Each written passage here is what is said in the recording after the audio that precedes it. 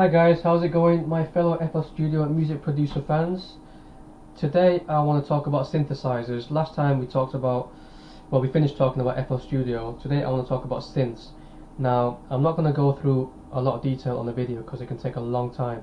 What I want to do is show you an introduction of what I've learned, and basically in the link in the description here will take you to my blog post where I actually explain quite a lot about the synth here. And what you need to do is ideally watch the video on this site because it will be on there on the right, and you can read the post and watch the video at the same time, and you can read about the details that I put on this page. So I'm just going to go through briefly some of the things that I mentioned in the post on this video so you can hear the sounds and hear how certain settings manipulate the sounds. So I'm going to start off with using a freeware synth which I got from KVR Audio called TAL LX7RO. Now in the post I mentioned different types of synthesis, additive, subtractive and so on. So what do I do here? Subtractive, oscillators. Okay, so what I'm going to do here is, I mean every synth is different but they all have same common type of features, common set of features.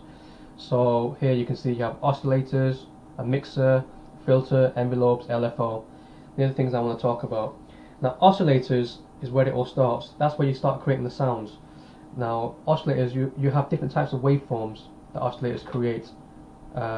Sine wave, triangle wave, square wave, sawtooth wave are the main ones. Here you got sawtooth waves. So let's play a sound. Pulse, triangle, sine. They sound quite different. Now here I've got two oscillators. To make a decent sound you really want more than one oscillator. This synth gives me a choice of two there. So I'm going to use my mixer, which is on the right, to actually increase the volume of oscillator 2. This is where I set the level of each oscillator. So oscillator 2 is a saw wave as well as oscillator 1.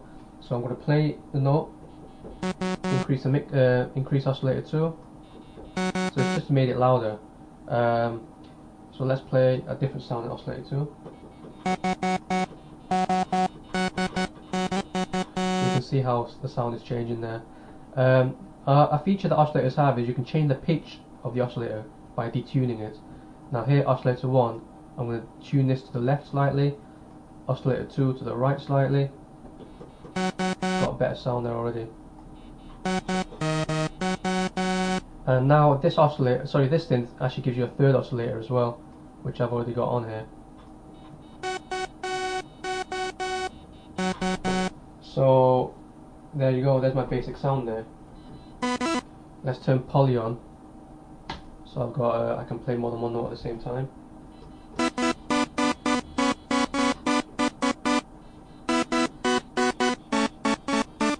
Yeah man, starting to sound a bit okay. Okay, so what happens next? Basically the thing about synths is subtractive synthesis, like this anyway. You start off with some waveforms. Now we need to cut off and get rid of some filters that we don't want. So we're going to use a filter to do that. Okay, so the two main settings that you want to concentrate on the filter is cutoff and resonance.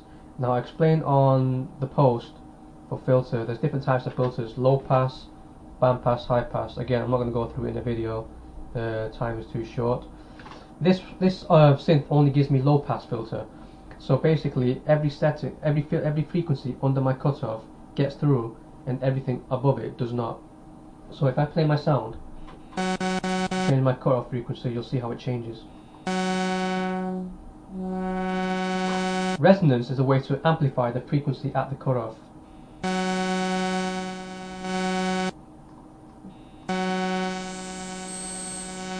That's what that does.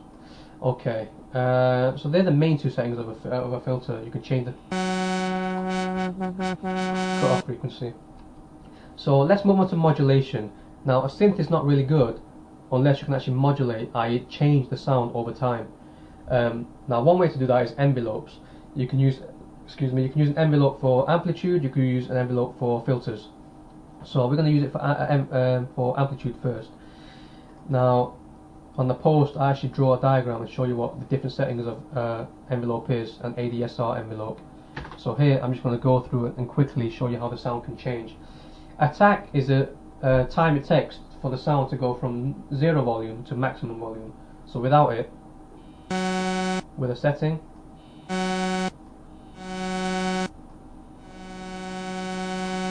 Decay is the time it takes after that to go down to a sustain level. Sustain is the actual volume while you're pressing the note. If I say sustain is quite low and decay, what's going to happen is this. So it's going up, then decay is going to take time and come back down. Now, as soon as I let go of the note, it stops. If I want to take some time for it to get to zero volume again, I increase the release level, then it'll fade out as soon as I let go. So let's check that out.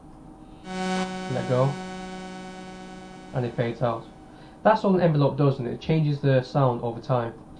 And you can use an envelope for filters as well. So if I turn the envelope for the filter on, so again, attack, basically without it, it's like this. If I increase attack, the frequency is going to take time to go up to max. Or is it? Why is it not working?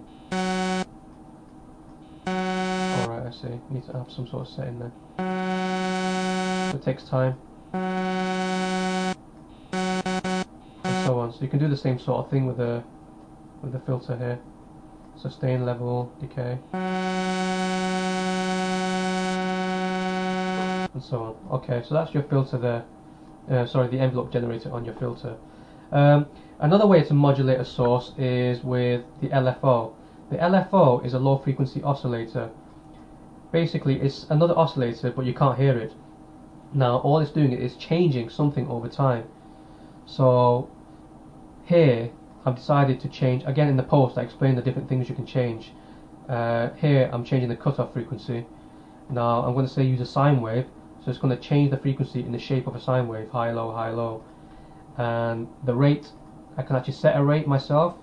In some sense you can set the rate to be the tempo of your host application. So if your tempo of the song changes, so does the LFO. Here I'm going to choose rate. I'm going to say increase my intensity of oscillation and increase my rate.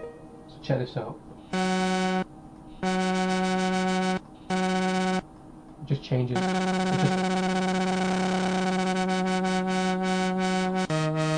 It's just changing the sound. And basically that's what an LFO does. You can set it to change many different things. Pulse width, the pitch of oscillator, volume, panning, and more depending on the synthesizer. So the last thing then is effects. Now this particular synth doesn't have effects, but some of them do. They have like reverb, echo, delay, chorus, that kind of thing. And sometimes it's handy to actually have an effect being placed on the synthesizer rather than putting it in the host application. Because remember last time we talked about mixers in FL Studio, we can put effects on a mixer. Now if you actually put it on the synth itself, it can reduce the CPU processor usage and make life a lot easier for you. Now that's an introduction to synths. Now, like I said, many different synths have many different settings, but they mainly have the same common set of features that I've just gone through there. So it's a good starting point. In the future, when we start making trance sounds, which will be starting next week, when we actually start getting going with the tune, then I'll be using different types of synthesizers, and we'll learn a lot more about them as we're creating some sounds. But I think this is a good introduction, and this is a good freeware synth to start off with.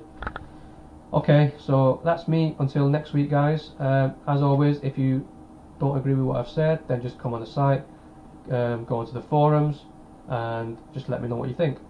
Alright, catch you guys later now. Bye.